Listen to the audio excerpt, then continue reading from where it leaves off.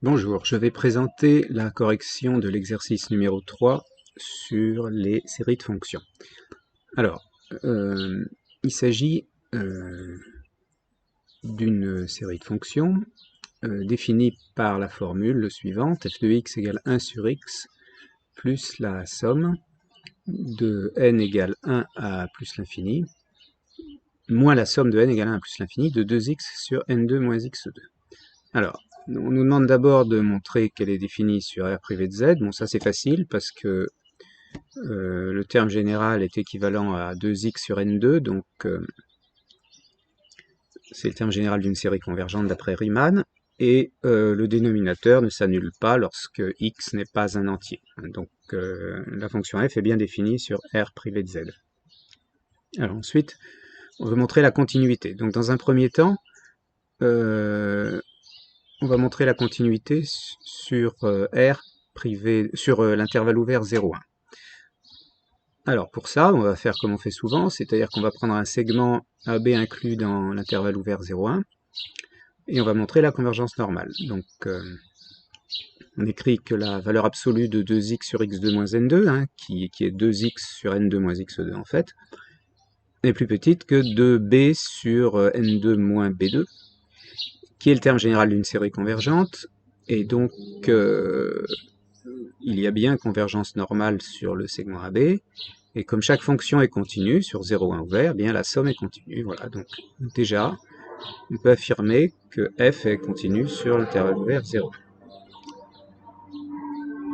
Alors ensuite, bien sûr, on voit immédiatement que fn est une fonction impaire, donc par passage à la limite, f également. Alors maintenant, on va passer à la périodicité. Alors pour ça, en fait, on a intérêt à observer quelque chose, c'est que le terme général, donc moins 2x sur n2 moins x2, en fait, on peut l'écrire avantageusement 1 sur x moins n moins 1 sur plus 1 sur x plus n. Là, il y a une petite faute, hein, c'est plus 1 sur x plus n. Voilà. Donc, du coup, on en déduit que f de x est la limite de la suite fn de x, qui est égale à 1 sur x plus la somme donc de 1 à n, de 1 sur x moins k plus 1 sur x plus k. Alors, ce qui revient à dire, en fait, la somme qu'on va indexer de moins n à n de 1 sur x plus k. Voilà. Bien. Alors, en voyant cela, en fait, on peut calculer fn de x plus 1 moins fn de x, parce que, en fait, on va tomber sur une somme télescopique. Hein. On aura la somme des 1 sur x plus k plus 1, moins la somme des 1 sur x plus k, et donc tous les termes vont s'éliminer, sauf dans la première somme, le terme correspondant à k égale n, et dans la deuxième somme, le terme correspondant à k égale moins n. Donc finalement, il va rester 1 sur x plus n plus 1 moins 1 sur x moins n.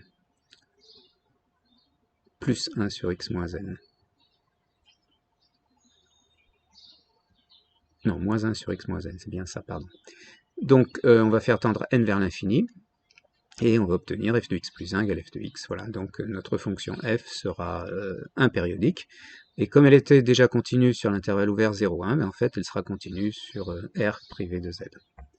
Alors maintenant, pour la relation fonctionnelle avec 2x, on va réutiliser cette même somme de moins n à n, en fait.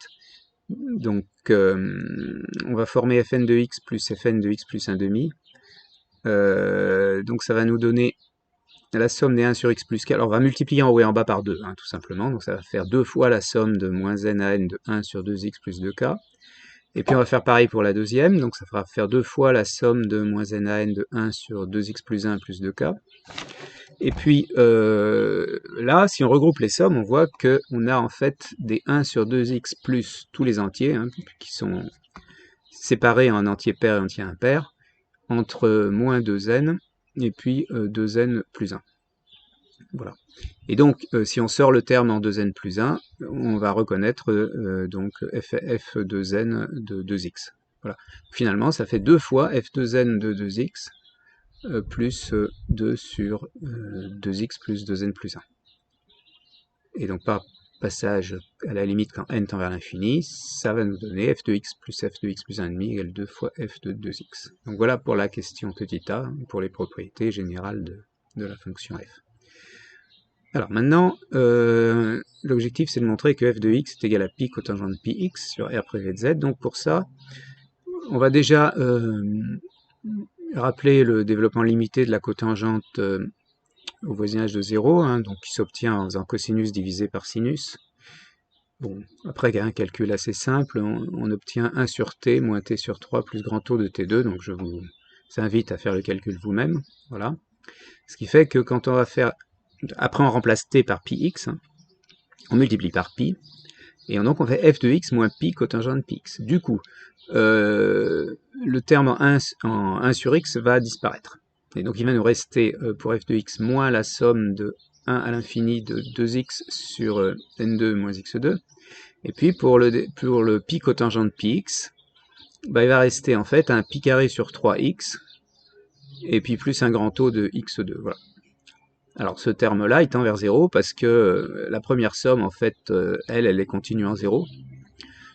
Toujours par convergence normale, par exemple, disons sur moins 1,5, 1,5, quoi. Et donc les autres termes, ils tendent vers 0. Et la cerise sur le gâteau, je dirais, c'est que, en plus, si je divise par x, l'expression que j'ai trouvée, si je la divise par x, et si je fais tendre x vers 0, donc j'aurai moins la somme de 2 sur n2, hein, toujours par continuité de la somme en 0, hein, donc moins 2 fois la somme des 1 sur n2, plus pi 2 sur 3, plus un grand taux de x, tendra vers 0, donc finalement, ça nous donnera que la somme des 1 sur n2 sera égale à pi 2 sur 6. Donc c'est un des moyens assez simples de retrouver cette valeur pi 2 sur 6, qu'on appelle zeta de 2. Alors on passe maintenant à la question C. Donc notre fonction G, eh bien, elle est donc impériodique, puisque la cotangente est f, cotangente px l'est et f l'est. Donc elle est impériodique sur R. Et on a vu qu'elle tendait vers 0 en 0, donc en fait elle tend vers 0 pour tous les entiers. Donc on peut la prolonger continuellement à R, voilà, en attribuant aux entiers la valeur 0. Alors cette fonction G qui est donc continue sur R, qui est impériodique, eh bien à ce moment-là elle atteint son maximum hein, en un point du segment 0,1. Et ce sera aussi son maximum sur R d'ailleurs. Donc on va noter x0, un point où elle atteint son maximum, dans l'intervalle 0,1. Alors maintenant, la deuxième fonction, la fonction qui est x associe cotangente px, alors on peut montrer, donc ça je vous laisse faire le calcul parce que c'est instructif, hein, on peut montrer que la fonction cotangente x vérifie également la relation 2 fois cotangente donc de 2πx est égal à cotangente πx plus cotangente de pi facteur de x plus 1,5. Vous remplacez les cotangentes par des cosinus sur sinus, et puis vous allez trouver ça facilement. Donc, comme f le vérifiait, par différence, la fonction g vérifie également cette relation. Voilà. Par conséquent, si dans cette relation, vous substituez à x la valeur x0 sur 2, vous allez trouver donc 2g de x0 sur 2 plus g de x0 plus 1 sur 2 égale 2g de x0, le 2 a été oublié ici, voilà. Donc la fonction g, comme elle est maximale pardon, en g de x0, et que g de x0 c'est le milieu des valeurs de g de x0 sur 2 et de g de x0 plus 1 sur 2, eh bien elle est également maximale en x0 sur 2, ainsi qu'en x0 plus 1 sur 2. Voilà. Donc g atteint également son maximum en x0 sur 2. Et après, le raisonnement peut se poursuivre, et donc par récurrence, g va atteindre son maximum sur tout réel x0 sur 2 puissance n. Voilà. Donc voilà, la valeur de g en x0 va être égale à la valeur de g en tout point x0 sur 2 puissance n. Alors après, comme g est continu, on va faire tendre à n vers l'infini, et donc la valeur g de x0 sera égale à g de 0. puisque x0 sur 2 puissance n tend vers 0. Voilà. Donc le maximum, c'est g de 0, donc c'est 0. Voilà. Alors après, on peut exactement faire le même raisonnement avec le minimum, en fait. Le minimum, il est atteint en un point de 0, 1, et puis si le minimum, il est atteint en x0, vu que 2g de x0, c'est g de x0 sur 2 plus g de x0 plus 1 sur 2, ben le minimum, il sera atteint aussi en g de x0 sur 2, etc. Donc le minimum, il est atteint en 0, et donc il vaut 0. Et si le minimum vaut 0 et que le maximum vaut 0, ben j'ai la fonction nulle. Voilà. Donc c'est bien ce qui était indiqué sur l'énoncé initial. C'est-à-dire que j'ai la fonction nulle. Autrement dit, f de x est égal à pi cotangente px. Voilà, donc on a une formule qui nous donne cotangente comme une somme très simple en fait. Alors, petit d, donc maintenant on veut en déduire l'expression de sinus dans l'intervalle 0pi comme un produit infini. Alors on va reprendre la formule cotangente px, enfin cotangente px on a trouvé au-dessus, et puis au lieu de px on va mettre x, c'est-à-dire qu'on va remplacer x par x sur pi dans la formule. Donc du coup ça va nous faire, les pi vont se simplifier quoi, et il va rester donc cotangente x égale 1 sur x moins la somme des 2x sur n2 pi2 moins x2 de 1 à l'infini. Vous pouvez vérifier ça, c'est sans difficulté. Avec toujours, comme on l'avait vu plus haut, une convergence normale sur tout segment inclus dans 0pi. Cette fois c'est 0pi, c'est plus 0,1 quoi. Et donc ça va donner le droit d'intégrer terme à terme entre epsilon et x, voilà, dans 0pi. Alors, une primitive de cotangente x, c'est logarithme de sinus x. Donc ça va nous donner logarithme de sinus t moins logarithme de t égale, donc en intégrant terme à terme, donc moins la somme, et donc vous allez intégrer terme à terme 2x sur n2 pi2 moins x2, ce qui fait moins log de 1 moins t2 sur n2 pi2. Voilà, donc à prendre entre epsilon et x. Alors, on écrit tout ça, on prend entre epsilon et x, et après ben, on obtient une fonction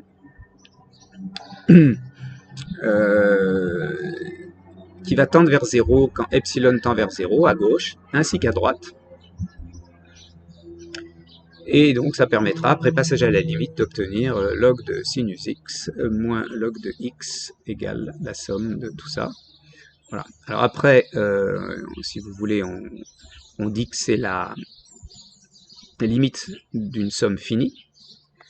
Et on prend l'exponentielle, donc ça nous fera sinus x divisé par x, qui sera la limite de l'exponentielle d'une somme finie. Et donc c'est le produit des exponentielles, et donc ça va être le produit des 1 moins x2 sur n2 pi2, et donc ce sera le produit infini. Donc, on va bien trouver la formule qu'on cherchait à démontrer, savoir que donc sinus x divisé par x est égal au produit de 1 à l'infini de 1 moins x2 sur n carré pi carré. Voilà.